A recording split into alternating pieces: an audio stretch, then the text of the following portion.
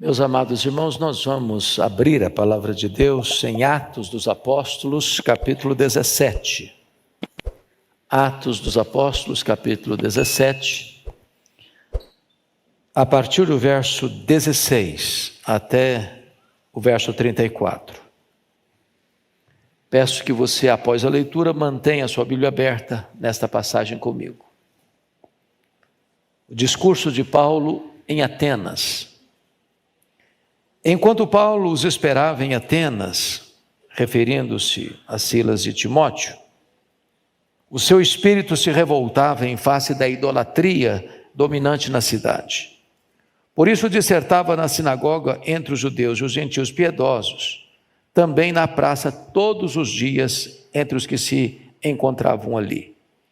E alguns dos filósofos epicureus e estoicos contendiam com ele, havendo quem perguntasse: "Que quer dizer esse tagarela?" E outros: "Parece pregador de estranhos deuses, pois pregava Jesus e a ressurreição." E então, tomando-o consigo, o levaram ao Areópago, dizendo: "Poderemos saber que nova doutrina é essa que ensinas? Posto que nos trazes aos ouvidos coisas estranhas, queremos saber o que vem a ser isso. Pois todos os de Atenas e os estrangeiros residentes de outra coisa não cuidavam, senão dizer ou ouvir as últimas novidades." Então Paulo, levantando-se no meio do Areópago, disse: "Senhores atenienses, em tudo vos vejo acentuadamente religiosos, porque passando e observando os objetos de vosso culto, encontrei também um altar no qual está inscrito ao Deus desconhecido. Pois esse que adorais sem conhecer é precisamente aquele que eu vos anuncio, o Deus que fez o mundo e tudo o que nele existe, sendo ele Senhor do céu e da terra, não habita em santuários feitos por mãos humanas, nem é servido por mãos humanas, como se de alguma coisa precisasse. Pois ele mesmo é quem a todos dá vida, a respiração e tudo mais.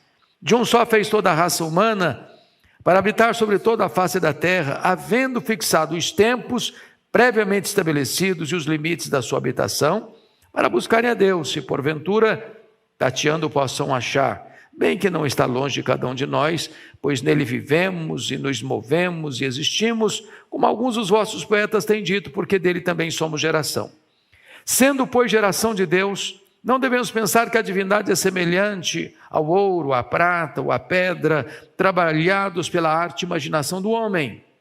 Ora, não levou Deus em conta os tempos da ignorância. Agora, porém, notifica aos homens que todos, em toda parte, se arrependam.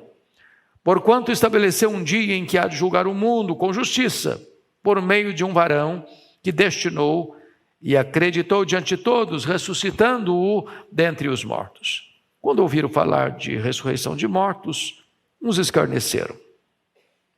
E outros disseram: "A respeito disso te ouviremos noutra ocasião." A esta altura Paulo se retirou do meio deles. Houve, porém, alguns homens que se agregaram a ele e creram. Entre eles estava Dionísio, Areopagita, uma mulher chamada Dâmaris, e com eles outros mais. Amém.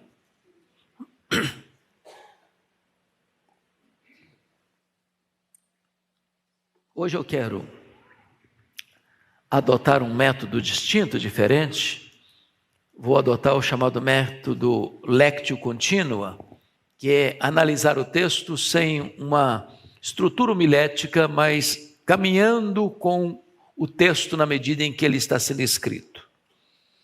O apóstolo Paulo está aqui no meio da sua segunda viagem missionária.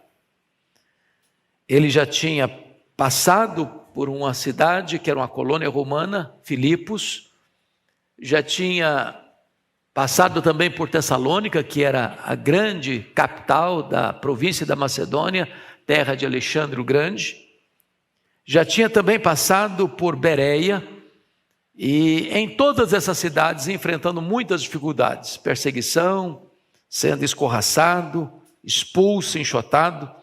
E ele chega então em Atenas como que corrido, às pressas, por fugir, sair de Bereia, deixando para trás até mesmo seus colegas de equipe missionária, Timóteo e Silas, e chega agora nessa cidade que é a capital intelectual do mundo.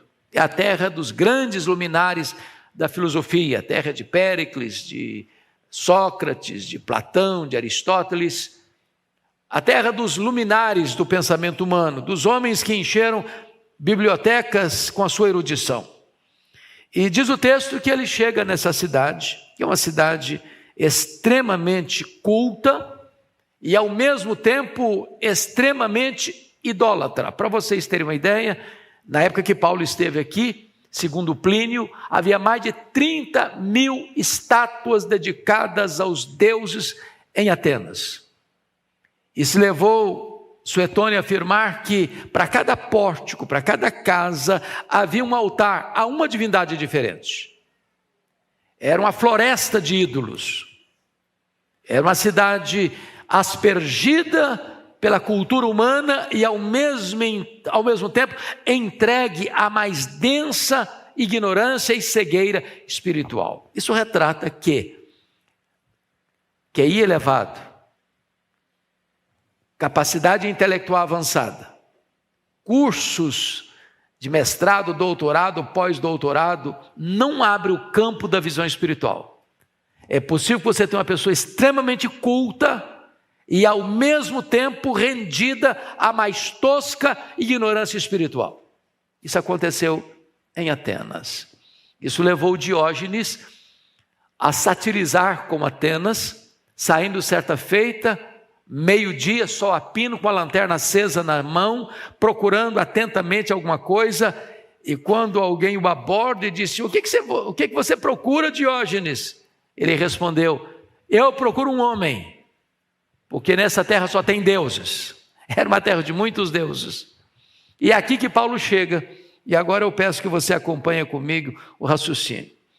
Então, ele vai nos informar, no versículo 16, que enquanto Paulo os esperava em Atenas, ele está se referindo, conforme o verso 15, a Silas e Timóteo que tinham ficado para trás. O seu espírito se revoltava em face da idolatria dominante na cidade. Então, note você que Paulo não é um turista. Paulo não chega em Atenas como se hoje fosse com um telefone na mão, tirando foto, admirando os monumentos, que beleza, que arquitetura, lá está o Partenon, tão belo, tão extraordinário, tantos templos dedicados a tantos deuses. Não, o espírito dele se revolta. Aquilo que entristece a Deus, entristece a Paulo. Aquilo que afronta a Deus, afronta o espírito de Paulo. E ele não está encantado com a beleza da cidade, não. Ele está, conforme o texto diz aqui, revoltado, o espírito revoltado em face da idolatria. Não é da idolatria, não, da idolatria dominante. Em outras palavras, a cidade está rendida aos ídolos, debaixo do governo, do controle dos ídolos. Agora, não adianta ficar só revoltado, não. Ele toma uma decisão, ele faz algo por causa disso. Por isso o verso 17 diz: por isso, em consequência disso, ele fazia o quê? Dissertava na sinagoga entre os judeus e os gentios piedosos. Paulo tinha uma estratégia. Chegava numa cidade, se tinha uma sinagoga, é para lá que ele ia em primeiro lugar. Por quê? Porque lá na sinagoga tinha quem? Judeus. Tinha mais quem? Gentios, prosélitos, chama de pessoas piedosas, convertidas ao judaísmo. E por que ele ia para lá? Porque essas pessoas já acreditavam no Antigo Testamento. Qual era o papel dele na sinagoga? Era provar para eles, dissertar, argumentar com eles, que este Jesus que ele está anunciando é o Messias. Então esse era o ponto dele. Mas não apenas ele ia para a sinagoga, conforme o texto nos diz, mas ele também, versículo 17, todos os dias ele estava na praça, entre os que se encontravam ali. Entendamos, praça para os gregos não é praça como nós temos hoje, com jardins, com bancos, com árvores, não. Praça era a ágora dos gregos, e a ágora dos gregos era o local onde as pessoas expunham as suas ideias, onde os filósofos discutiam a sua cosmovisão, onde as pessoas olhavam para os grandes oradores gregos e não, eu sou partidário do orador A, eu sou partidário do orador B, onde as pessoas definiam a sua cosmovisão e seguiam uma filosofia de vida.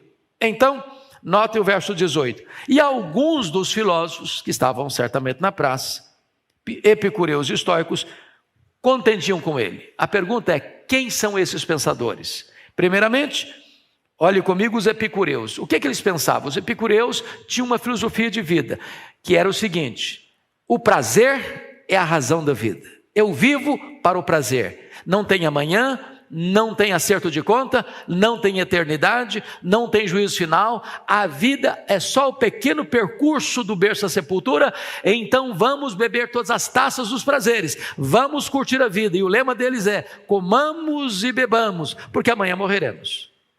Paulo vai dizer para esses filósofos: não, senhor, tem acerto de conta sim, tem juízo final sim, tem um juiz escalado sim, tem uma prestação de conta sim, e é preciso que todos se arrependam, porque esse dia do juízo vai chegar. Então ele está destruindo os pilares da filosofia epicurista. Mas tem mais, ele estava discutindo também, diz o texto aí, com os filósofos estoicos. E quem são os estoicos? O que pensavam os estoicos? Os estoicos eram fatalistas. Os estoicos defendiam a tese de que a vida está fechada num claustro onde o homem não consegue sair. Ele está debaixo de um destino implacável.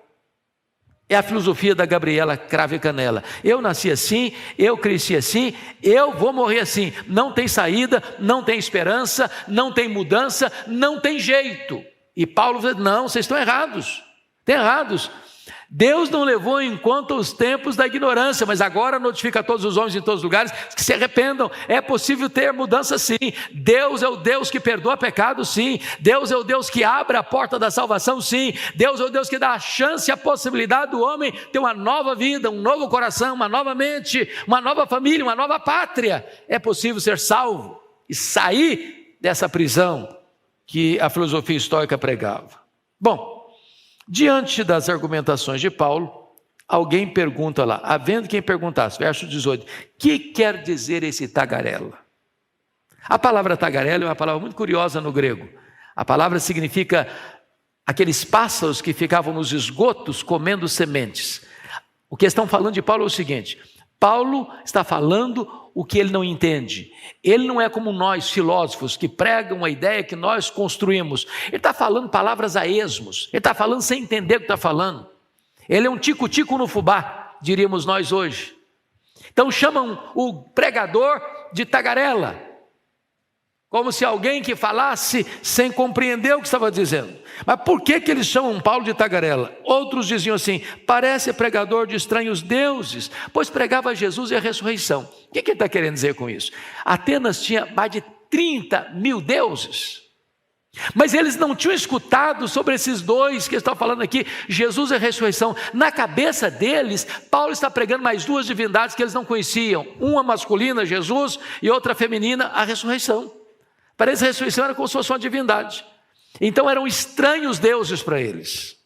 Então vejam vocês, que a cidade mais culta do mundo da época acha que o pregador do evangelho é um tagarela e acha que Jesus é um Deus desconhecido para eles. É um Deus estranho para eles. Estranhos deuses.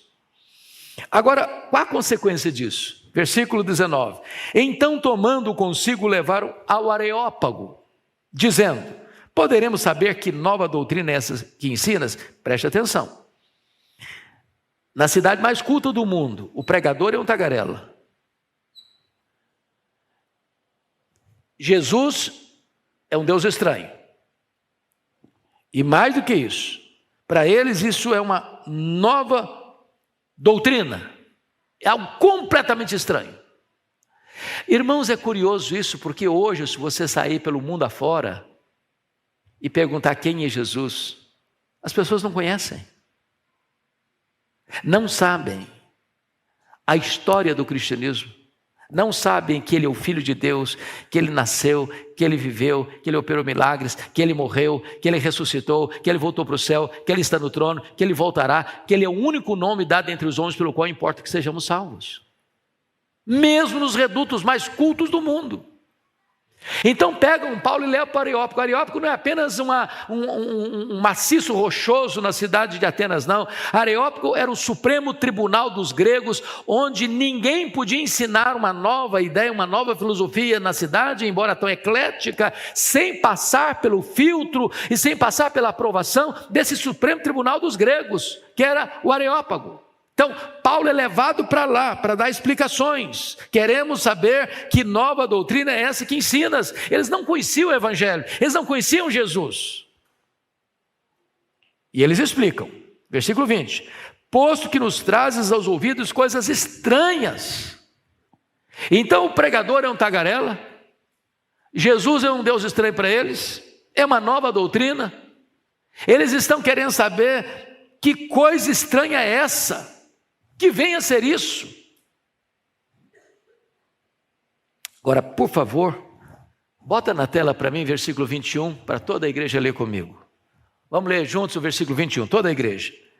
Pois todos os de Atenas e os estrangeiros residentes de outra coisa não cuidavam, senão dizer ou ouvir as últimas novidades.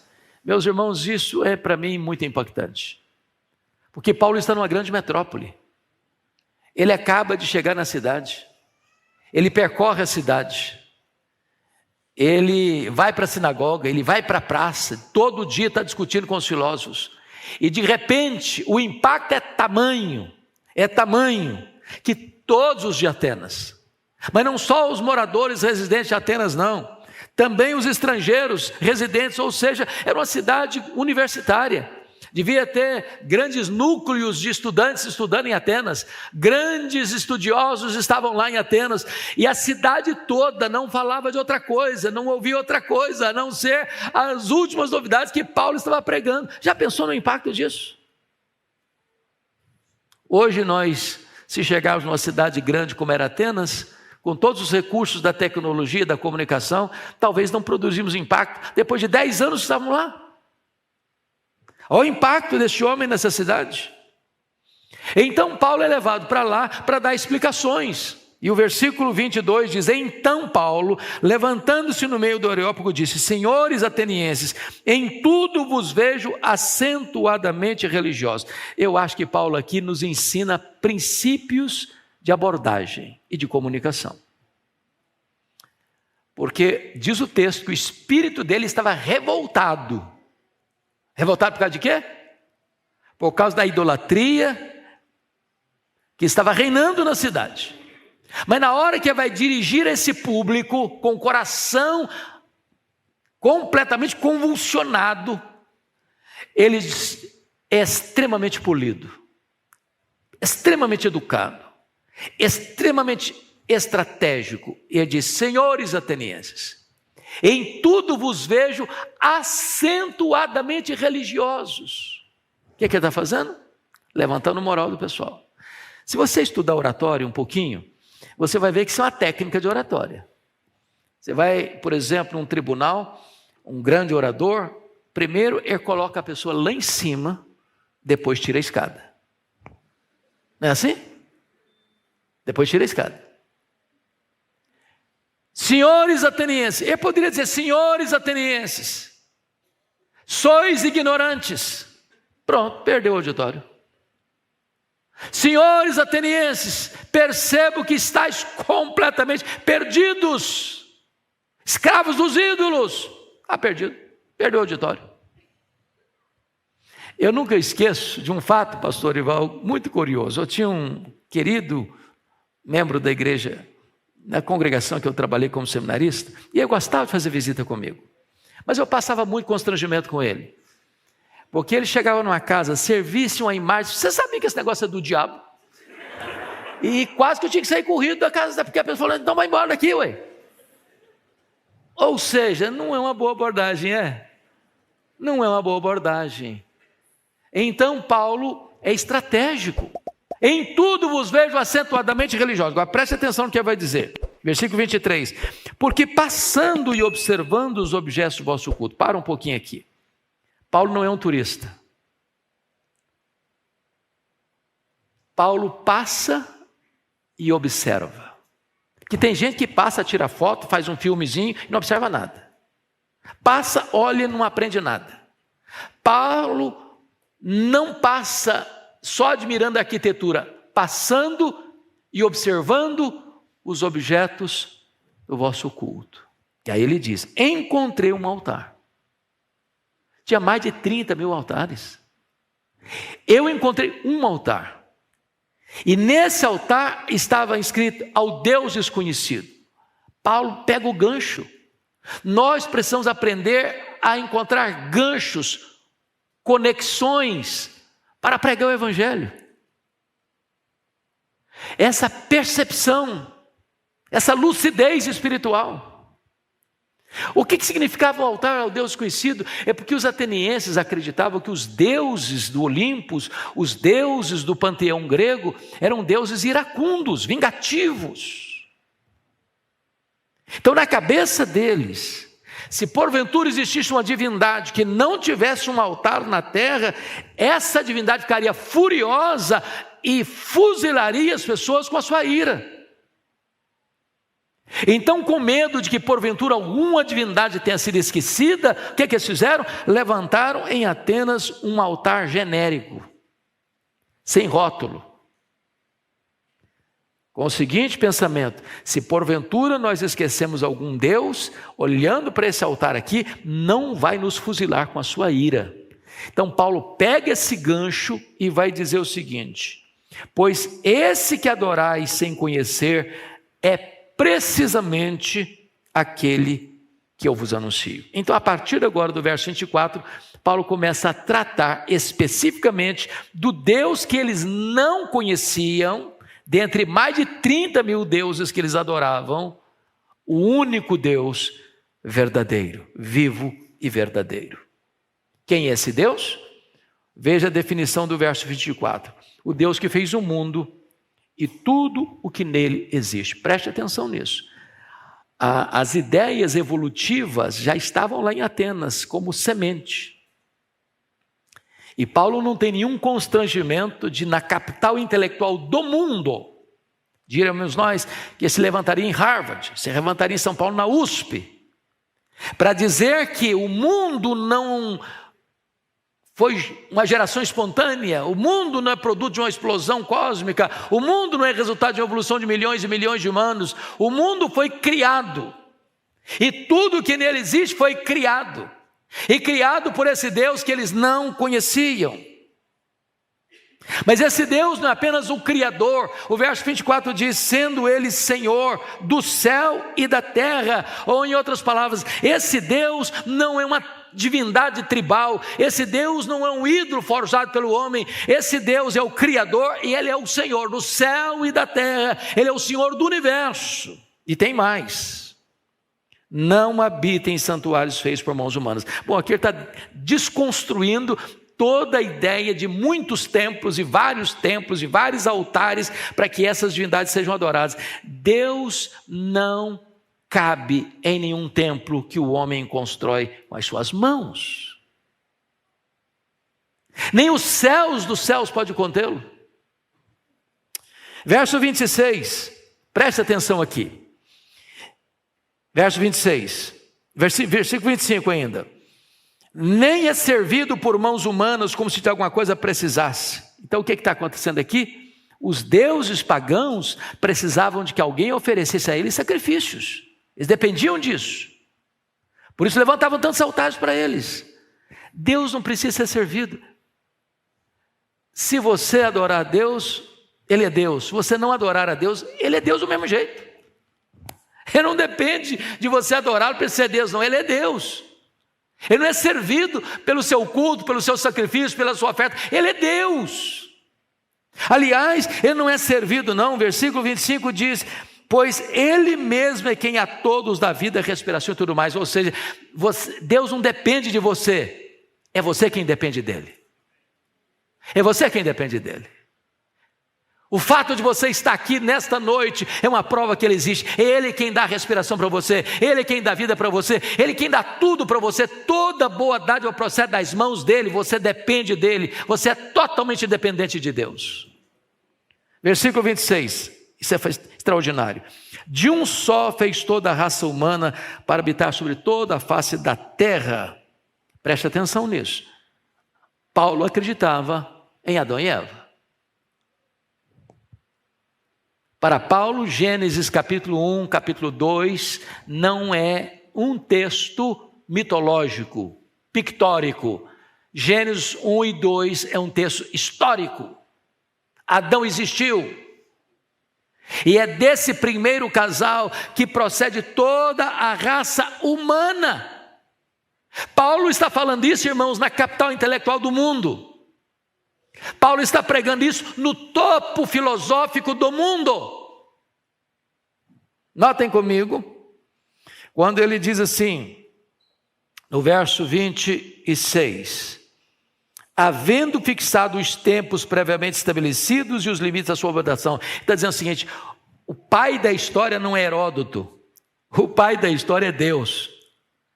Quem tem o controle de tudo da história é o próprio Deus. Paulo está aqui no seu discurso desbancando, desconstruindo, desidratando toda a filosofia grega. Ao mesmo tempo que fincando a bandeira do Evangelho no topo filosófico do mundo. E ele vai dizer, para buscar a Deus, porventura está tendo, posso achar bem que não está longe de cada um de nós. Esse Deus não é um Deus conforme os deístas pensavam, distante, que não se envolve, não. Ele está tão perto de você, a ponto do verso 28 dizer, pois nele vivemos, nos movemos e existimos, porque dele somos geração. Deus é transcendente, é verdade. Nem os céus podem contê-lo, mas Deus é imanente, Ele está aqui, Ele está presente aqui nesta noite. Ele está dando a sua respiração, nele você vive, nele você move, nele você existe. Pois bem, versículo 29, pois somos geração, sendo pois geração de Deus, aí começa a desbancar a idolatria. Sendo pois geração de Deus, não devemos pensar que a divindade é semelhante ao ouro, à prata ou à pedra, trabalhado pela arte e imaginação do homem. Bom, então se eu sou dele, eu não posso proceder de um pau, eu não posso proceder de uma pedra, eu não posso proceder de prata, de ouro, eu não posso proceder de um ídolo que eu mesmo formei. Se eu criei um ídolo, claro, o Criador é maior que a criatura, então eu não posso adorar alguém que é menor do que eu tenho que adorar alguém que é maior do que eu. Então a idolatria é uma loucura, é um contrassenso. É um contrassenso. Se eu sou geração de Deus, eu não posso pensar que Deus é igual ao ouro, à prata, à pedra, à madeira. Não. Porque eu estaria adorando algo que eu mesmo fiz, menor do que eu. Então, agora Paulo vai mostrar algo que, se ele falasse isso no começo do discurso dele, perderia o auditório. Mas agora, já que ele já argumentou, ele pode falar. Versículo 30. Põe na tela, por favor, versículo 30 e vamos ler juntos. Vamos juntos? Ora, não levou Deus em conta os tempos da ignorância. Agora, porém, notifica aos homens que todos, em toda parte, se arrependam. Pensa um orador chegando em Harvard, aqui na USP, professores e alunos reunidos, e diz, Deus não levou em conta os tempos da ignorância, chamou todo mundo de ignorante. É isso que ele está fazendo. Os intelectuais, os grandes pensadores, os grandes filósofos, os grandes cientistas, os grandes professores, as mentes mais brilhantes do mundo, preste atenção nisso, capacidade intelectual não significa clareza espiritual. Tem gente, meus irmãos, que discerne os escaninhos da ciência e não enxerga um palmo na frente do seu nariz no que tange as coisas espirituais. Agora Paulo está dizendo, Deus não levou em conta os tempos da ignorância. O que Paulo está dizendo? Olha, Deus não levou em conta essa cegueira espiritual de vocês, que adoram tantos deuses, mas não conhecem o Deus verdadeiro. Porque nessa terra dos filósofos, o pregador é um tagarela, Jesus é um Deus estranho, o Deus criador é desconhecido. Ele não levou em conta os tempos da ignorância, mas agora notifica quantas pessoas? Notifica aos homens. Quantos? Que todos. Em que lugar? Em toda parte. Façam o quê? Se arrependam. O que Paulo está dizendo? Não tem exceção. Professores e alunos, doutores e analfabetos, pais e filhos, ricos e pobres, religiosos e não religiosos, ateus e agnósticos, todos, em toda parte, em todo o tempo, precisam fazer o quê? Se arrepender. Se arrepender não só do que você faz, se arrepender de quem você é. Sabe por quê? Você não é pecador porque peca. Você peca porque é pecador. É como um pé de laranja. Ele não é laranjeira porque dá laranja. Ele dá laranja porque é laranjeira. A seiva que corre no caule daquela planta indica que é laranjeira, pois dá laranja. A Bíblia diz: em pecado me concebeu minha mãe. E é por isso que a Bíblia diz: todos pecaram e destituídos estão da glória de Deus. Não há justo nenhum sequer. Todos precisam se arrepender. Ah, mas eu sou tão bonzinho, mas eu não faço nada errado. Ah, eu não bebo, eu não fumo, eu não danço, eu não adultero, eu não faço isso, não faço aquilo. Todos pecaram e destituídos estão da glória de Deus. A pessoa mais honesta, a pessoa mais bagunçada na vida moral, todos precisam se arrepender. Por quê? Versículo 31, põe na tela, por favor, para todos nós lermos, por gentileza. Vamos ler?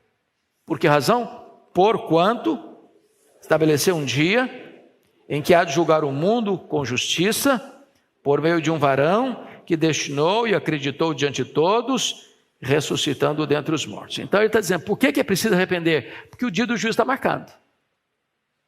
Porque o juiz já está escalado. E o critério do julgamento é com justiça. Os tribunais da terra, meus irmãos, são susceptíveis de erro. Os tribunais, por mais egrégios que sejam, podem ser agentes de injustiça. Juízes, por mais ínclitos que sejam, podem estar rendidos à corrupção. Entretanto, o tribunal de Deus é justo. E a Bíblia diz que a alma que pecar, essa morrerá, e Deus não inocentará o culpado. Pois bem, quando Paulo termina o seu sermão, no Areópago, verso 32, quando ouviram falar de ressurreição de mortos, uns escarneceram. Primeiro ponto. Primeira reação foi de repúdio à pregação de Paulo. E por que eles escarneceram? Nós estamos falando de Atenas. Atenas é uma cidade o quê? Grega. E qual o principal pensamento grego? É que a matéria é essencialmente má. Portanto, o grego aplaudia a morte. Como assim? O grego aplaudia a morte.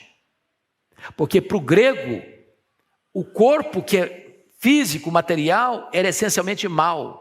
A alma que é imaterial, é essencialmente boa. Então, para o grego, morrer é a alma se libertar da prisão do corpo, que é mau. Então, os gregos achavam que falar de ressurreição era um contrassenso.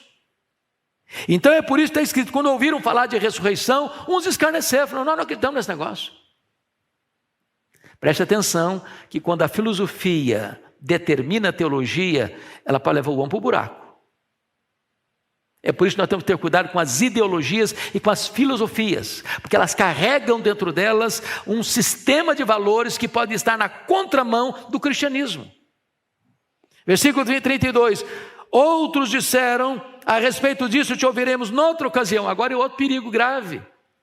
Agora não estão zombando mais não, agora estão dizendo, até que é legal isso, até que gostamos dessa mensagem, mas agora não dá. Depois vamos pensar nisso, temos outras prioridades. Temos que fazer tanta coisa a mais. Vocês acham que tem esse problema ainda hoje? Estou muito jovem, tenho que curtir a vida. Agora eu casei, tenho que cuidar da minha casa. Agora tenho filhos, tenho que cuidar dos meus filhos. Agora estou velho demais também para cuidar disso. E as pessoas vão dando desculpas, achando que elas estão no controle do seu tempo. Não estão. Nenhum de nós tem o controle do futuro. Eu não sei, você também não, se estaremos vivos amanhã. É por isso que a Bíblia diz, se hoje você ouvir a voz de Deus, não endureça o seu coração. Mas a essa altura, diz o texto, 33, Paulo se retirou do meio deles. Mas versículo 34, aparece uma fresta de luz, de esperança. Houve, porém, alguns homens que se agregaram a ele e creram. Não é uma multidão. Alguns. Parece-nos que quanto mais culta uma pessoa, mais fechada para o Evangelho ela é. É por isso que a Bíblia diz que Deus não chamou muitos sábios no conceito deste mundo. Tem muita gente que põe barreira porque ela acha que ela é alguma coisa. Se acha importante demais, se acha culta demais, se valoriza demais. Mas bendito seja Deus, o Evangelho, onde ele é pregado, ele tem resultado. Onde a palavra de Deus é proclamada, frutos vão surgir. Alguns se agregaram a Paulo e creram. O que me dá assim tanta alegria é que o cara que é o responsável pelo Areópago foi o primeiro a se converter, né? O Areopagita se converteu. Aquele cara devia escutar discurso com muita frequência, muitos discursos. Mas um dia Paulo chegou lá e pregou uma mensagem que ele nunca tinha ouvido e o coração dele foi transformado. Este evangelho está sendo anunciado aqui nesta noite. E eu não sei quantos de vocês vieram para cá e ainda não tiveram uma verdadeira experiência de conversão, de novo nascimento. Mas o Deus que os atenienses não conheciam é o Deus vivo e verdadeiro, o Criador, o Provedor, o Redentor, o Juiz de vivos e de mortos, o único nome dado entre os homens pelo qual você pode ser salvo. Então hoje pode ser o dia mais importante da sua vida, o dia da sua salvação. Que Deus nos abençoe. Amém.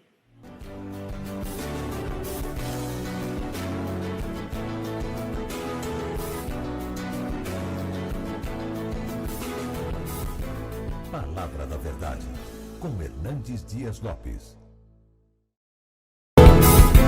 Palavra da Verdade, com Hernandes Dias Lopes. O texto que eu vou ler, eu creio que todos vocês devem saber de cor. É Filipenses 4, verso 4. Então abra sua Bíblia comigo nesse texto. Filipenses 4, 4. Eu estou usando a versão Revista e Atualizada, a ARA. E nesta versão diz assim: alegrai-vos sempre no Senhor. Outra vez digo, alegrai-vos. A igreja pode repetir comigo? Alegrai-vos sempre no Senhor. Outra vez digo, alegrai-vos. Amém, amém. Eu começo pedindo permissão a você para lhe fazer uma pergunta. Na verdade, uma pergunta pessoal. Eu estou convencido de que você não gosta de perguntas pessoais. Aliás, nós não gostamos de pergunta pessoal, porque toda pergunta pessoal invade a nossa privacidade. Toda pergunta pessoal nos põe contra a parede. E nós não gostamos que ninguém invada a nossa vida sem pedir licença. Mas vou lhe fazer essa pergunta como se nós estivéssemos numa conversa bem particular. E a pergunta é esta: você é uma pessoa feliz? Você é uma pessoa feliz? Bom, não precisa ter muita pressa em responder essa pergunta, porque ela não é tão simples e ela não é tão óbvia como parece. Eu explico. Em 1991, nós fomos visitar a missão Kwasi Sabanto na África do Sul, onde aconteceu um grande avivamento espiritual. E uma pessoa que nos acompanhava perguntou à esposa de um missionário daquela missão: você é submissa ao seu marido? A mulher deu uma resposta inteligentíssima. Ela respondeu assim: eu posso lhe garantir que meu marido me ama, mas se eu sou submissa a ele ou não, essa pergunta não tem que ser feita a mim, essa pergunta tem que ser feita a ele. E eu gostei da resposta. Eu vou mudar minha pergunta. Seu marido pode garantir que você é uma mulher feliz? Sua mulher pode garantir que você é um homem feliz? Lá em Provérbios 31 diz que os filhos da mulher virtuosa se levantavam e diziam assim: mamãe é uma mulher ditosa, mamãe é uma mulher feliz. Seus filhos podem dizer isso a seu respeito? Seus pais, seus parentes, seus amigos, seus colegas de trabalho, os membros da sua igreja podem dizer isso a seu respeito? É provável que a essas alturas você já esteja criando alguns mecanismos de defesa aí no seu coração, dizendo assim: o pastor está me fazendo essas perguntas porque ele não conhece a minha história. Se eu contar a minha vida, até pedra chora. Ou talvez você argumente assim: mas dá para ser feliz hoje? Num mundo de tanta violência, de tanta corrupção, de tanta maldade, de tanta injustiça, dá para ser feliz? Quando eu penso nisso, vem à minha mente o fato de que Paulo escreveu essas palavras não hospedado num hotel 5 estrelas em Roma. Ele escreveu essas palavras preso, algemado, acusado injustamente pelos seus irmãos, os judeus. E mesmo nessa circunstância tão adversa, ele diz: alegrai-vos sempre no Senhor. Outra vez digo, alegrai-vos. Ensinando-nos 3 verdades aqui. Primeiro, a alegria do cristão não é uma mera possibilidade, não é uma simples sugestão, é uma ordem imperativa. Em outras palavras, você e eu não temos o direito de sermos uma pessoa triste, porque ser uma pessoa triste é um pecado de desobediência a uma ordem expressa de Deus. Isso porque o evangelho que nos alcançou é boa nova de grande alegria. O reino de Deus está dentro de nós, é a alegria do Espírito Santo. O fruto do Espírito é alegria. A ordem de Deus é alegrai-vos, e a alegria do Senhor é a nossa força. Agora, me permita uma pergunta básica: você tem problema na sua vida? Ou sou eu que tenho na minha? De vez em quando alguém fica doente na sua casa? Ou só na minha que fica? Às vezes a grana fica curta lá também? Ou só na minha casa que fica? Quando Paulo diz assim: alegrai-vos sempre, o que ele está querendo dizer? Ele está querendo dizer que a alegria do cristão não depende de circunstância,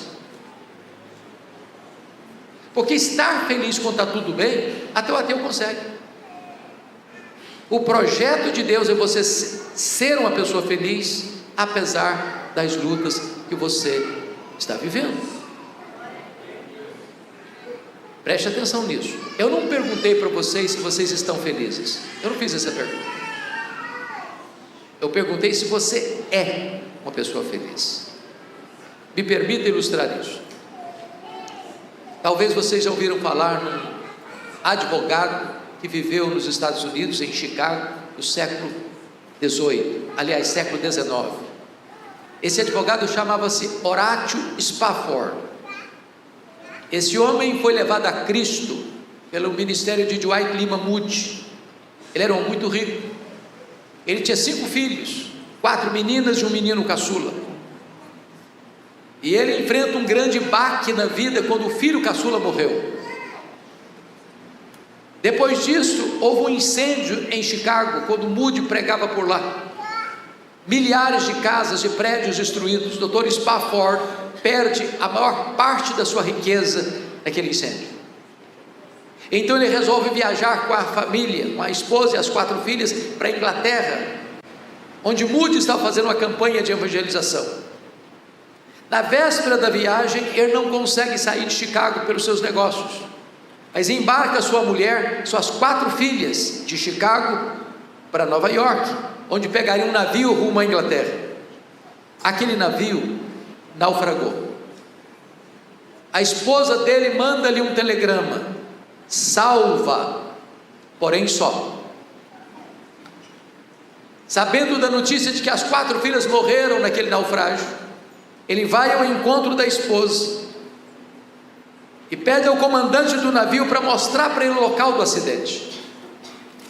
E quando ele vê o local onde suas filhas foram engolidas pela fúria das águas, o Deus que inspira canções de louvor nas noites escuras colocou no coração dele uma música, e ele a escreveu.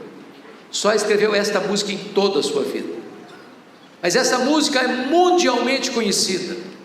Vocês certamente cantam essa música hoje, e essa música é: se paz a mais doce me deres gozar, se dor a mais forte sofrer, ó seja onde for, tu me fazes saber que feliz com Jesus sempre sou. Sou feliz com Jesus, meu Senhor.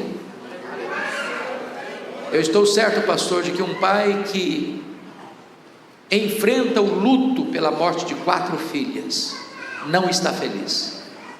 Não está feliz. Mas se ele tem Jesus, ele é feliz. Porque estar é uma situação conjuntural, passageira, mas ser é algo permanente. Se você tem Jesus, você é feliz. Sabe por quê? Porque a felicidade do cristão não é um sentimento, não é uma emoção. A felicidade do cristão é uma pessoa. A felicidade do cristão é Jesus. Então, a felicidade do cristão é imperativa, é ultra circunstancial, é cristocêntrica. Se você tem Jesus, você é uma pessoa feliz. Se você não tem Jesus, você pode até ter momentos felizes, mas felicidade tem nome, tem endereço. É Jesus, é Jesus, é só Jesus.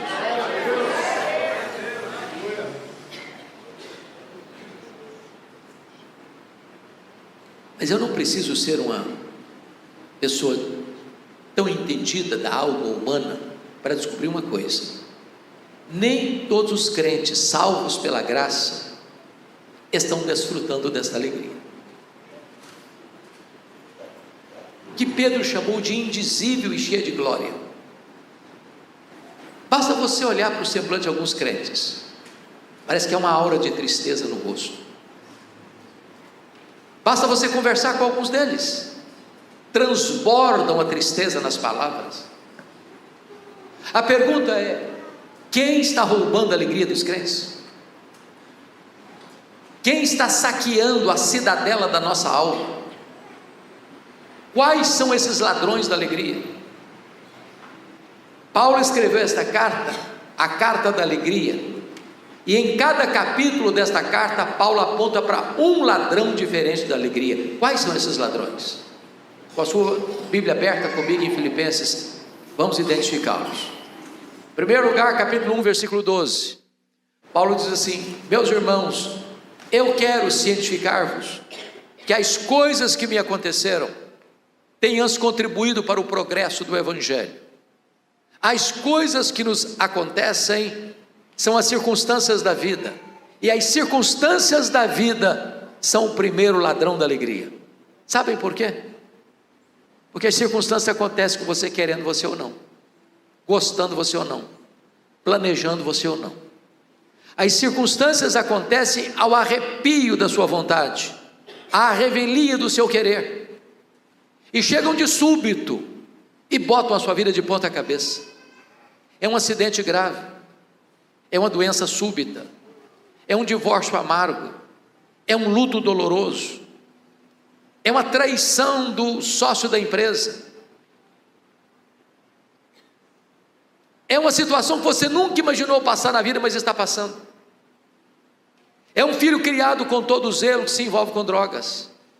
É uma filha criada com tanto amor, se casa com um homem rude, que vai transtornar a vida dela.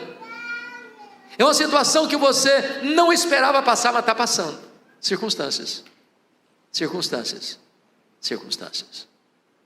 Quando Paulo diz assim: meus irmãos, eu quero que vocês saibam que as coisas que me aconteceram não tiraram minha alegria, mas contribuíram para o progresso do Evangelho. Eu preciso perguntar para Paulo: do que você está falando? Que circunstâncias são essas que aconteceram com você? E ele poderia resumir para nós dizendo assim: olha, eu fui perseguido em Damasco, eu fui rejeitado em Jerusalém, eu fui esquecido em Tarso, eu fui apedrejado em Listra, eu fui açoitado em Filipos, eu fui escorraçado de Tessalônica, eu fui enxotado de Bereia, eu fui chamado de tagarela em Atenas, eu fui chamado de impostor em Corinto, eu enfrentei feras em Éfeso, eu fui preso em Jerusalém, eu fui acusado em Cesareia, eu enfrentei um naufrágio para Roma, eu fui picado por uma cobra em Malta, eu cheguei em Roma preso e algemado, mas eu quero que vocês saibam que as coisas que me aconteceram têm antes contribuído para o progresso do Evangelho. Este homem não crê em acaso, este homem não crê em sorte, este homem não crê em azar, este homem não crê em olho gordo, este homem não crê em macumba para crente, este homem sabe que a mão de Deus dirige o seu destino. Porque ele estava preso em Roma, ele testemunha no capítulo 1 que 3 coisas aconteceram. Primeiro, as igrejas foram mais encorajadas a pregar, quando viram Paulo preso, trabalhando mais do que eles. Quando Paulo estava preso, ele só entendia uma coisa: mudou o campo missionário. Ele dizia: eu sou um embaixador em cadeias, eu sou um prisioneiro de Cristo. Não é o lugar que faz a pessoa, é a pessoa que faz o lugar. Segundo, porque ele estava preso, diz ele, toda a guarda pretoriana tomou conhecimento das suas cadeias em Cristo. O que era a guarda pretoriana? Era a guarda de elite do imperador. Eram 16 mil soldados da mais alta patente. Se Paulo estivesse solto, ele jamais teria alcançado a elite militar de Roma, porque ele era um cidadão romano, porque ele era um prisioneiro de César.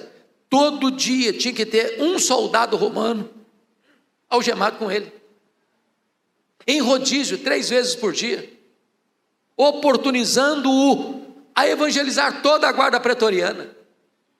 Depois de 2 anos, toda a guarda pretoriana estava evangelizada. Nero não sabia disso, mas Deus o havia constituído em presidente das missões estrangeiras do império, que colocou lá dentro da sua casa o maior evangelista e diante dele o seu auditório. Quando ele escreve essa carta no capítulo 4, verso 22, ele diz assim: os santos vos saúdam, especialmente os da casa de César. Terceiro, porque ele estava preso em Roma, diz ele, não podendo viajar, como era seu costume, ele começa a escrever cartas, as cartas da primeira prisão, Efésios, Filipenses, Colossenses, Filemon. Se Paulo estivesse solto, talvez nós não teríamos essas joias na nossa Bíblia. Lição: às vezes quando você pensa que a sua vida está de ponta cabeça, Deus pode estar escrevendo o capítulo mais emocionante da sua história. Olhe para as circunstâncias sob a ótica da soberania de Deus, para que você possa dizer: sabemos que todas as coisas cooperam para o bem daqueles que amam a Deus. Vamos ao capítulo 2, segundo ladrão da alegria, capítulo 2, versos 3 a 5. Paulo diz assim: nada façais por partidarismo ou vanglória, mas por humildade, considerando cada um outro superior a si mesmo. Não tem visto o que é propriamente seu, senão também cada qual que é dos outros. Tende em vós o mesmo sentimento que houve também em Cristo Jesus.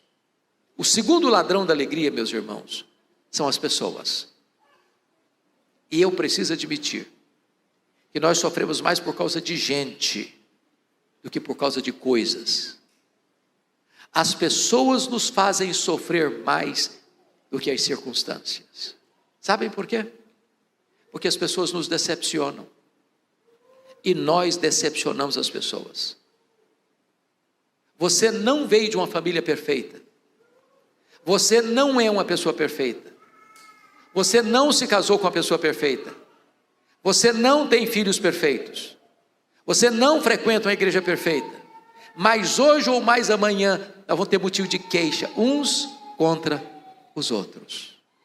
Daí, é impossível ter uma vida saudável, um casamento saudável, uma família saudável, uma igreja saudável, sem o exercício do perdão. Não há cristianismo sem perdão. Se você está salvo pela graça, significa que você já foi perdoado. E se você já foi perdoado, você precisa perdoar, porque onde não tem perdão não tem graça, e onde não tem graça não tem salvação. É por isso que Jesus afirmou: se você não perdoar, você não pode orar, suas orações são interrompidas. 1 de Pedro 3 diz que se o marido não tratar bem a sua mulher, as suas orações são interrompidas.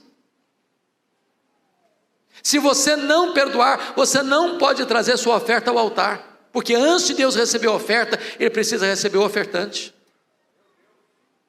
Se você não perdoar, você não pode ser perdoado. Foi isso que Jesus ensinou na oração conhecida como Pai Nosso: perdoa-nos as nossas dívidas, assim como nós perdoamos aos nossos devedores. Se eu não perdoo quem me deve, eu estou pedindo juízo para mim. Se você não perdoar, você entregue aos verdugos da consciência, aos flageladores da alma. Se você não perdoar, você não tem paz, você não tem saúde. Tem muita gente doente hoje, meus irmãos, que guarda mágoa. A Organização Mundial de Saúde diz que mais de 50% das pessoas que passam por um hospital são vítimas das chamadas doenças psicossomáticas. Mágoas, rancores, amargura. Isso envenena a alma, isso adoece o corpo, isso atormenta a alma, isso destrói a vida. Agora, me permita dizer isso a você: perdão não é coisa fácil, não. Você não perdoa porque você foi bem criado, você tem um temperamento ameno. Não, você não perdoa porque frequenta a igreja da família. Para você perdoar, você precisa da graça de Deus agindo no seu coração. A nossa tendência natural é o revide, é o troco, é a vingança, é pagar o mal com o mal. Mas a única maneira de você vencer o mal é com golpes de bondade, é pagando o mal com o bem, é perdoando. E a Bíblia diz que nós devemos perdoar assim como Deus em Cristo nos perdoou. Deus nos perdoou completamente, totalmente, eternamente. A Bíblia diz que Deus apaga os nossos pecados como a névoa. A Bíblia diz que Deus afasta de nós os nossos pecados como Ele afasta o Oriente do Ocidente. A Bíblia diz que Deus não se lembra mais dos nossos pecados. A Bíblia diz que Deus lança os nossos pecados nas profundezas do mar. E Corrie ten Boom, que viveu a experiência do perdão, disse assim: não só Deus joga os nossos pecados nas profundezas do mar, mas bota uma placa ali: é proibido pescar aqui. Em outras palavras, Deus nunca mais joga no seu rosto um pecado que já perdoou você. Deus nunca mais cobra de você uma dívida que já perdoou você. E a Bíblia diz: nós devemos perdoar como Deus em Cristo nos perdoou. O texto que nós lemos aqui retrata uma coisa muito interessante. A igreja de Filipos, esta igreja aqui, era uma igreja muito parceira do ministério de Paulo. A única igreja que se associou com Paulo no dar e receber. Ajudou Paulo a plantar a igreja de Tessalônica, ajudou no sustento de Paulo quando Paulo era pastor em Corinto, socorreu Paulo quando ele estava preso em Roma. Portas para fora, aquela igreja era uma bênção. Portas para dentro, o pau quebrava. Para vocês terem uma ideia, capítulo 4, verso 2, as duas líderes da igreja, Evódia e Síntique, estavam brigadas. Eu vou falar baixinho porque tem mulher no auditório. Dizem que quando as mulheres começam a brigar na igreja é porque a coisa está feia mesmo. Você já pensou nisso? Se a Evódia sentasse desse lado aqui, a Síntique sentava do outro lado. Elas não conversavam. Estavam brigadas. Tinha gente na igreja de Filipos que trabalhava na igreja desde que ele aparecesse. Vanglória. Tinha gente na igreja de Filipos que trabalhava desde que o grupinho dele aparecesse. Partidarismo. Tinha gente na igreja de Filipos que era narcisista, só pensava nele mesmo e não no que era dos outros. Eu acho, pastor Paulo César, que tinha gente dizendo assim para Paulo aí em Filipos: ô Paulo, você que não está aqui agora, tem crente aqui, Paulo, que dá azia em copo de bicarbonato. Não dá não, Paulo. Aí Paulo diz assim: então tende em vós o mesmo sentimento que houve também em Cristo Jesus. Porque ele, sendo Deus, não julgou como usurpação ser igual a Deus, antes a si mesmo se esvaziou, assumindo a forma de servo, humilhou-se até a morte e morte de cruz. E quando ele estava lá na cruz, as pessoas cuspiram nele, esbordoaram a cabeça dele. Ele olha para essas pessoas e diz: Pai, perdoa-lhes, porque não sabem o que fazem. Eu quero encorajar você em nome de Jesus a fazer um telefonema, a mandar uma mensagem, a fazer uma visita, a perdoar e ser perdoado. Porque se você não perdoar, as pessoas vão roubar a sua alegria. Vamos ao terceiro ladrão da alegria. Confira aí comigo, capítulo 3, verso 19. O destino deles é a perdição. O Deus deles é o ventre. A glória deles está na sua infâmia, visto que só se preocupam com as coisas terrenas. Acho que o terceiro ladrão da alegria aqui, Cariacica, que vocês não enfrentam: preocupação com dinheiro. Não é verdade? Dinheiro aqui não é problema, é solução. Mas me permita uma pergunta básica. Alguma vez, honestamente, alguma vez você já discutiu com a sua mulher por causa de dinheiro?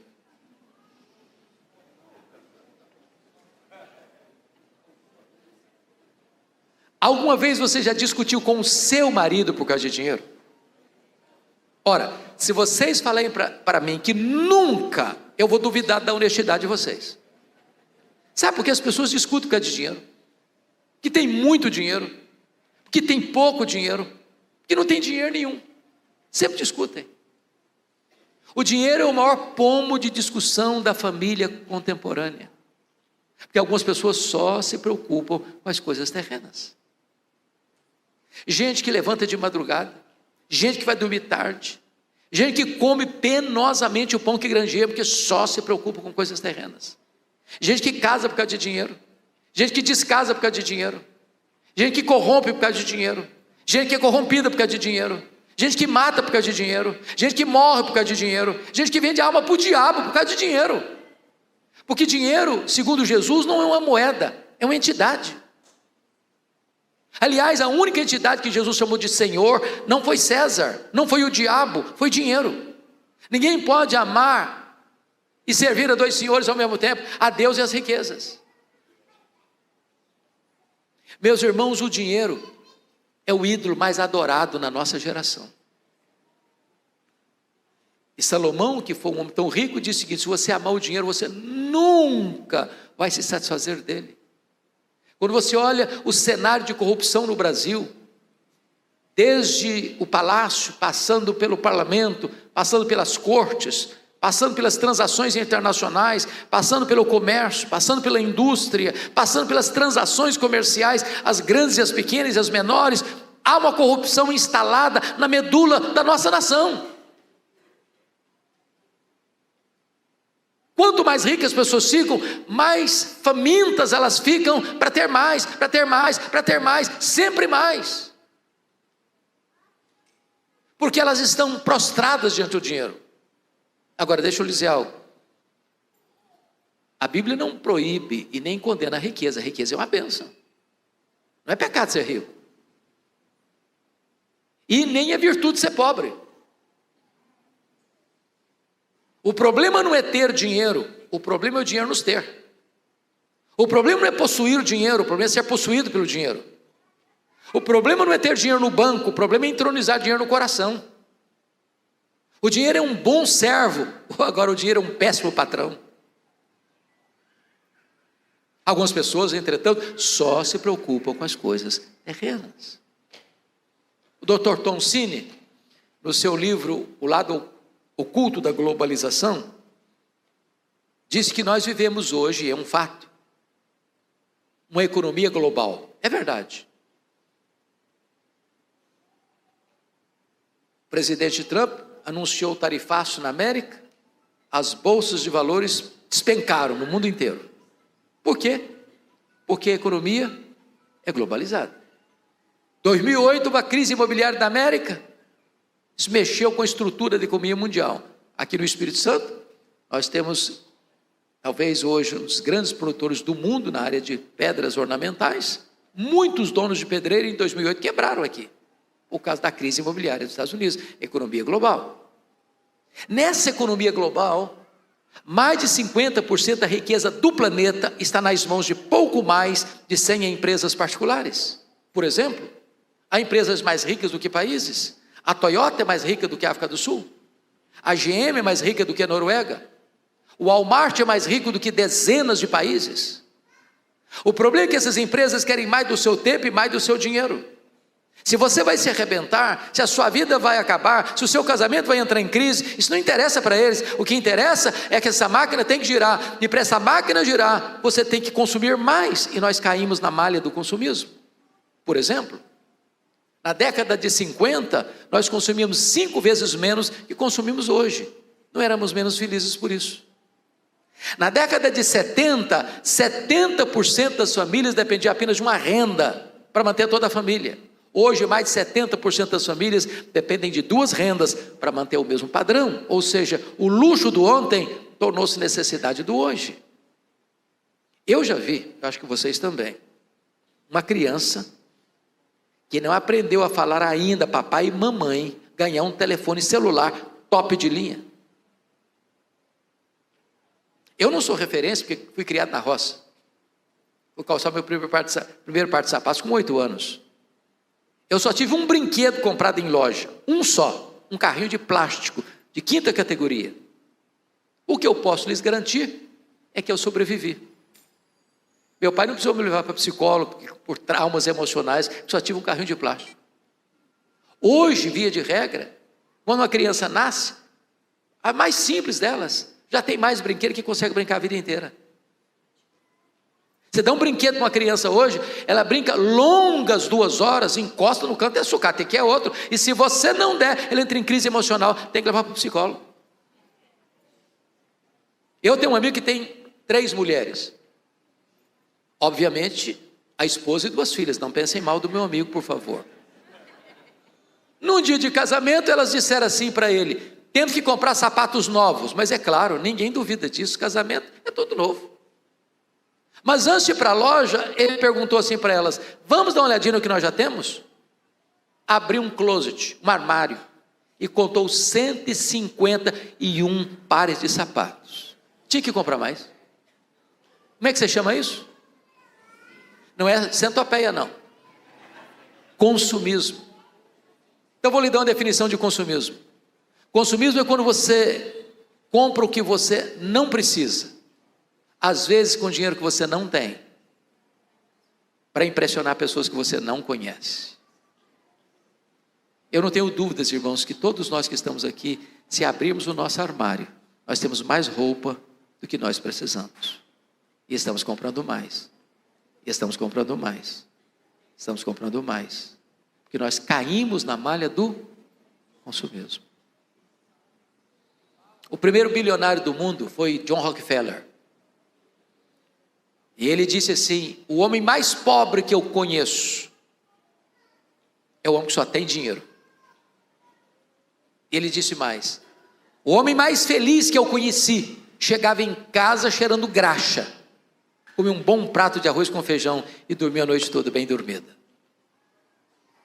Quando John Rockefeller morreu, um curioso foi ao cemitério para perguntar ao contador dele qual era a fortuna que o John Rockefeller havia granjeado, e conseguiu.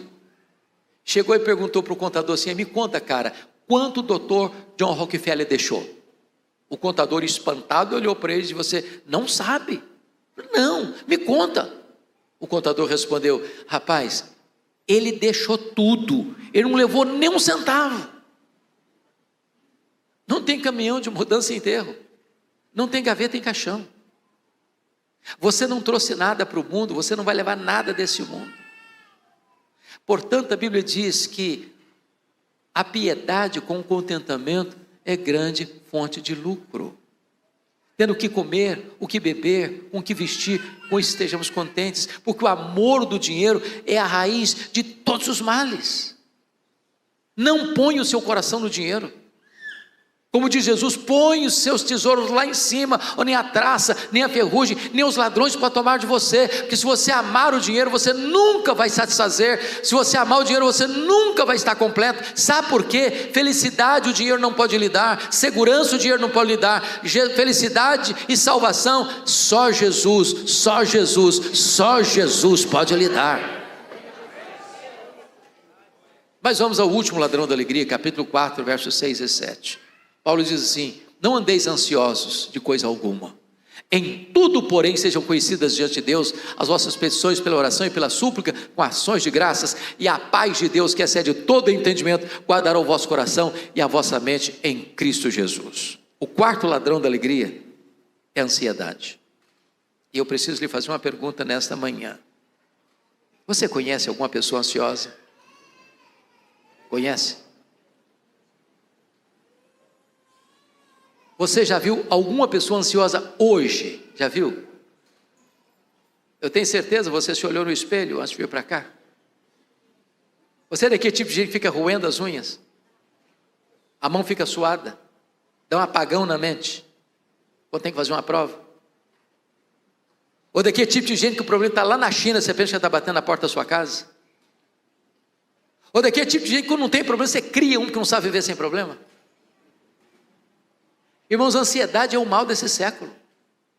Atinge pessoas de todas as faixas etárias, de todos os estratos sociais, de todos os credos religiosos. Pasmem vocês, até as crianças estão ansiosas hoje. Hollywood fez uma pesquisa e descobriu que as crianças estão ansiosas porque elas gostam de filmes, de brinquedos e de jogos de ação. Eu lhe garanto que se você assistir toda a programação infantil da televisão brasileira, você não dorme de noite com a luz apagada. É muita violência. É muito ocultismo. Eu gosto muito de brincar com as crianças. Um dia eu cheguei na igreja, aqui em Vitória, e tinha uma criança brincando, sozinha, num canto lá. E eu me aproximei bem mansamente para não espantá-la. E quando cheguei bem perto, eu disse assim: filha, que vidona, hein? Ela voltou-se brava para mim e disse: o senhor é que pensa. Dedinho em riste. A coitadinha estava estressada. Estressada. Sabia o que significa a palavra ansiedade no grego? Foi escrito no Novo Testamento: estrangulamento, apertar o pescoço, tira o oxigênio. Mas Jesus nos afirmou que a ansiedade é inútil, porque por mais ansioso que você esteja, você não pode acrescentar um côvado, 45 centímetros do curso da sua vida. Mas sabe por que é inútil? Porque 70% dos assuntos que nos deixam ansiosos nunca vão acontecer. A gente sofre antecipadamente e sofre desnecessariamente. Mas pior ainda, a ansiedade é prejudicial. Sabe por que é prejudicial? Porque eu antecipo um problema, sofro por ele como se eu estivesse acontecendo, e tem chance de 70% não acontecer. E se vier a acontecer, vou sofrer 2 vezes, sem energias para enfrentá-lo. Me permita ilustrar isso. Eu fui seminarista nos idos de 78, 81, lá em Campinas, São Paulo. Um dia eu levanto de madrugada para beber água, só tinha um bebedor no corredor. E eu estou indo pé por pé, porque está de madrugada, não quero acordar ninguém. Quando eu estou passando na frente do quarto de um colega, a porta estava aberta. E eu olho, ele estava chorando, convulsivamente, soluçando muito.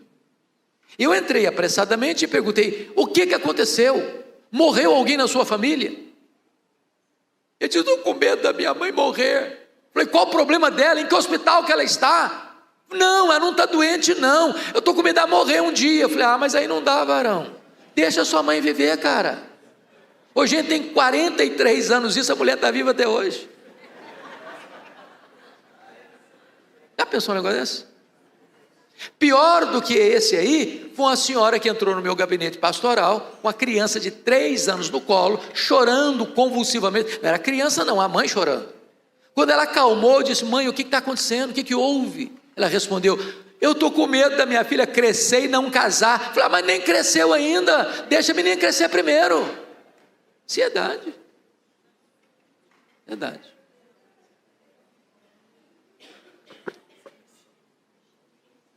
Mas Jesus disse mais ainda: a ansiedade é um sinal de incredulidade. Incredulidade. Os gentios que não conhecem a Deus é que se preocupam com todas essas coisas.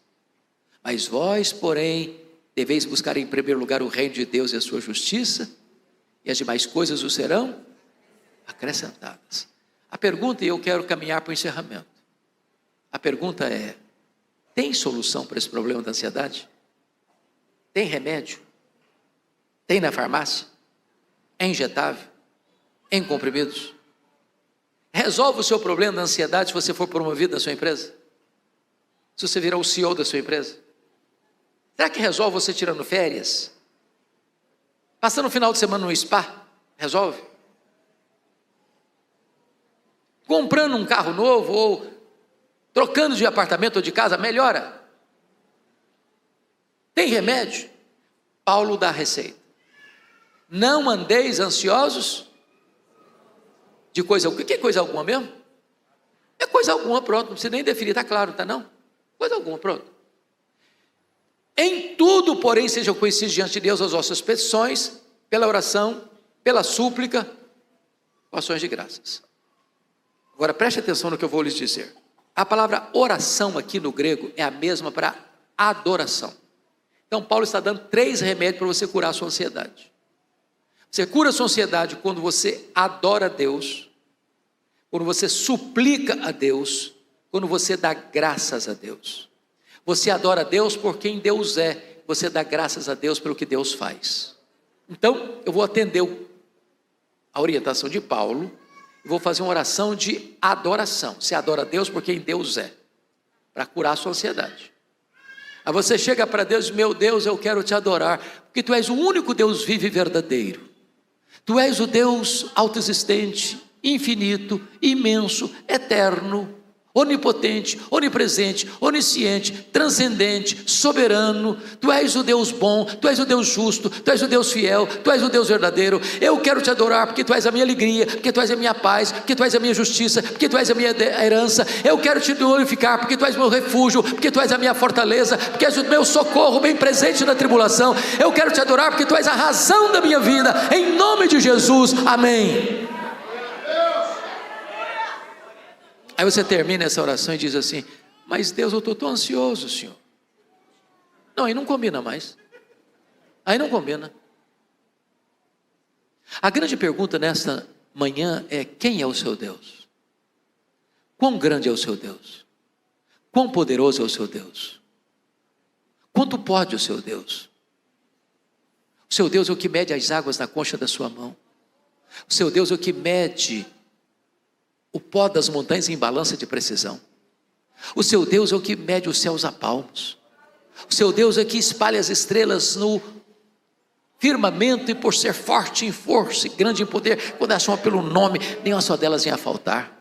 O seu Deus olha para as nações da terra e considera todas elas como um pingo que cai de um balde, como um pó numa balança de pressão, como um vácuo, como nada, como menos do que nada. O seu Deus é o todo-poderoso Deus. Ele está sentado no trono, Ele rege o universo, Ele controla as nações, Ele dá vida, Ele tira a vida, Ele exalta, Ele humilha, Ele põe no trono, Ele tira do trono. O seu Deus controla o universo. O seu Deus é poderoso para cuidar da sua vida.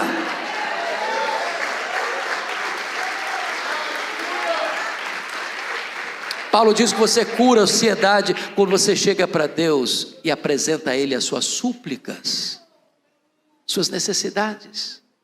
Ele é seu Pai, Ele ama você, Ele conhece você, Ele conhece as suas dores, Ele conhece as suas lágrimas, Ele conhece as suas noites sem dormir, Ele conhece o silêncio da sua alma machucada e ferida pelos traumas da vida. Ele sabe o seu nome, Ele conhece o seu passado, Ele conhece o seu futuro, Ele ama você, Ele cuida de você. Tira essa mochila pesada da ansiedade das suas costas, põe esse fardo aos pés do Senhor Jesus, porque Ele tem cuidado de você.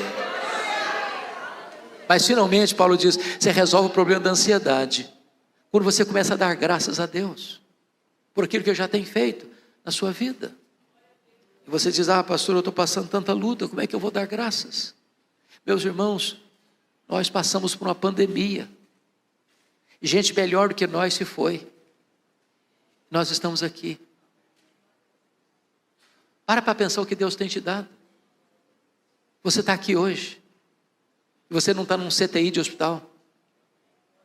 Quanto vale as suas pernas? Você não está numa cadeira de rodas. Quanto vale os seus braços? Você não está mutilado. Quanto vale os seus olhos? Você está enxergando. Quanto vale os seus ouvidos? Você está ouvindo. Quanto vale o seu coração? Está batendo. Você está com vida. Quanto vale o seu cérebro? Está funcionando. Você não está vegetando. Quanto vale você ter 2 pulmões e não está numa máquina de respiração mecânica? Quanto vale você ter 2 rins e não está numa câmara de hemodiálise? Quanto vale você ter uma casa para morar? Quanto vale você ter uma cama para dormir? Quanto vale você ter uma mesa com pão com fartura? Quanto vale você ter uma família para receber você depois de um dia de trabalho? Quanto vale você ter a igreja do Deus vivo para frequentar? Quanto vale você ter seu nome escrito no livro da vida? Quanto vale você ter Jesus como seu salvador pessoal? Pare de reclamar, pare de murmurar, comece a dar graças a Deus e não haverá mais espaço para ansiedade na sua vida. Em lugar da ansiedade, é a paz de Deus que vai guardar como sentinela o seu coração e a sua mente, a sua razão e a sua emoção. Quando a ansiedade quiser entrar de novo, não vai conseguir, porque tem uma soldadesca divina, uma sentinela divina, guardando a sua mente e o seu coração. É por isso que Paulo podia dizer de dentro de uma prisão, alegrai-vos sempre no Senhor, outra vez digo, alegrai-vos. Eu termino com 2 brevíssimas aplicações. A primeira delas, fui certa feita convidado a ouvir um pregador muito conhecido. E eu fui com muita expectativa. Quando eu chego lá, o pregador disse assim, meus irmãos, o projeto de Deus na sua vida é fazer você santo e não fazer você feliz. Eu tomei um susto. Porque a primeira parte eu entendi perfeitamente, sede santos, porque eu sou santo, diz o Senhor. Mas a segunda eu não entendi, que não é projeto de Deus nos fazer felizes. Então eu fui pesquisar, eu fui estudar, e encontrei a resposta. Acho que ninguém entendeu melhor isso do que os nossos irmãos da Inglaterra do século 17, conhecidos como puritanos. Eles fizeram a seguinte pergunta, qual é o fim principal do homem? Eles responderam, o fim principal do homem é glorificar a Deus e gozá-lo para sempre. Aí eu tenho que concordar com o pastor batista John Piper, quando ele disse assim, o problema do homem não é a busca da felicidade, não é a busca do prazer, não é o hedonismo, O problema do homem é contentar-se com a felicidade pequena demais, terrena demais, limitada demais, quando Deus nos criou e nos salvou para a maior de todas as felicidades, a felicidade de amá-lo, de fruí-lo, de glorificá-lo, de contemplá-lo, de viver para a glória dele, porque é na presença de Deus que tem plenitude e alegria, e é na destra de Deus que tem delícias perpetuamente. Então eu quero dizer para você nesta manhã, que Deus quer que você seja muito feliz, abundantemente feliz, maiusculamente feliz, superlativamente feliz, eternamente feliz. Alegrai-vos sempre no Senhor. Outra vez digo, alegrai-vos. Mas a última aplicação, e eu encerro, é pedindo a você permissão para lhe fazer uma pergunta. Na verdade, uma pergunta pessoal. E eu sei que vocês não gostam de perguntas pessoais. Aliás, nós não gostamos de perguntas pessoais, porque toda pergunta pessoal invade a nossa privacidade. Toda pergunta pessoal nos põe contra a parede. E nós não gostamos que ninguém invada a nossa vida sem pedir licença. Mas vou lhe fazer essa pergunta, como se nós estivéssemos uma conversa bem particular. E a pergunta é esta: você é uma pessoa feliz? Que Deus nos ajude a dar essa resposta nesta manhã. Amém.